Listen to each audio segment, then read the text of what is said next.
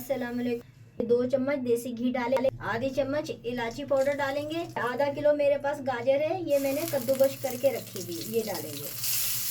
2-3 minute fry करेंगे घी के साथ। ये 2 किलो में नाज़रीन दूध उबाला हुआ है, ये डाल लें। इस तरह सूजी में दाना आता है ना, उस तरह चावल में दाना आना चाहिए। चावल में मैंने अभी चावल डाले हैं। 5 मिनट तक हम ऐसे ही हिलाएंगे, पकाएंगे। फिर 5 मिनट बाद हल्की आंच पे 1 घंटे के लिए पकने के लिए छोड़ देंगे। नाज़रीन 1 घंटा हो गया है, हमारी चावल और गाजर की खीर देखें तैयार हो गई है। ये 150 ग्राम चीनी है, ये डालेंगे। 20 ग्राम ये खोपरा है, ये डालेंगे। 20 ग्राम किशमिश है, 40 ग्राम काजू और बादाम है। 5 मिनट हो चुके, अब मैं चूल्हा बंद कर दूंगी। चांदी का वर्क लगाएंगे। जो अच्छे लगे सब्सक्राइब कीजिएगा, शेयर कीजिएगा, लाइक कीजिएगा। आगे मेरी वीडियो बढ़ाएगा। अल्लाह हाफिज।